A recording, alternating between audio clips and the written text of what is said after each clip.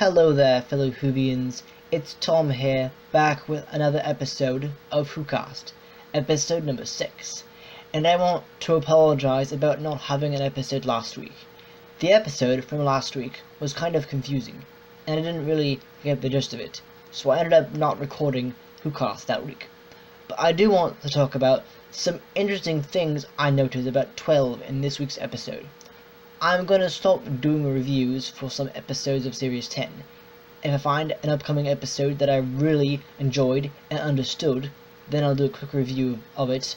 But if not, then I'll just point out some interesting things that 12 does or happens to 12 during the episode.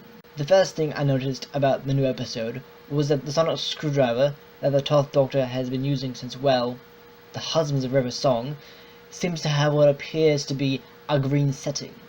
If you remember, during the Silence of the Library episode of the 10th Doctor's era, when he first meets River, she mentions the sonic having a red setting, and of course 10 says that it doesn't have a red setting. Of course, it's still possible it could. There's a moment in this week's episode where the screwdriver turns green, instead of the natural blue. I wonder if this is just part of what the new song can do, or if there's more to it than we know. I do like the new sonic screwdriver a lot better than the 11th Doctor's based off of its design, but it still got me wondering what more it can do, based off what we've already seen it do. The other thing I want to bring up is the 12th Doctor's choice of clothes. Now, I brought up my annoyance of about 12 constantly changing his outfit throughout Series 9, and now in Series 10, changing from the blue combi coat, button-down white shirt, and vest, to the coat with a hoodie, a plain shirt, and a different style of pants, and then onto the red velvet jacket, and then to this newish design which looks like a re-edition of the Series 8 costume, but dark grey. I have no idea where the Doctor gets all these different clothes other than the wardrobe, and how he has time to change clothes in between scenes. Heck, at the end of the Series 8 premiere, when we see Clara enter the TARDIS, 12 has on his new outfit, but we don't even see him change. We just automatically assume he's been to the TARDIS wardrobe for a new outfit. All the other Doctors have shown their wardrobe scene, but not 12, because during this episode we mostly see him in this dark grey variant of the Crombie coat, or what looks like it, and by the end of the episode he's put on a blue hoodie with another jacket. I just don't get it.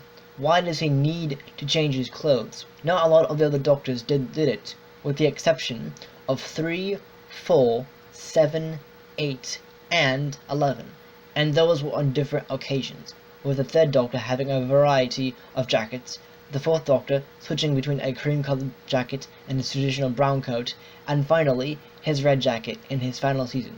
Then 7 had a couple. He wore his more traditional cream-coloured jacket and his other red-brown jacket, and then 8 had 2, his trademark TV movie outfit and his 9th other Doctor travel-worn variant of the same costume, so not exactly a costume change. And that brings us to the 11th Doctor, with his one costume change that happened after he lost Amy and Rory, and there was a scene for that. The 12th Doctor doesn't get a scene for that. He'll have on his traditional dark jacket, and then the next thing we know he's wearing a hoodie for no reason. Why does he need to do this? And especially without explaining himself. I know what you're thinking. Why should he need to explain himself? He's the Doctor. He can change his clothes whenever he wants to. But the thing is, he's the only incarnation of the Doctor besides 3 to constantly do this without any reasoning behind it. All of the Doctors wear the same outfit until the regeneration where the successor dons a new outfit. It just bothered me is all. This does not mean I'm going to stop watching Doctor Who. It's a great show, but it's one thing I just don't understand.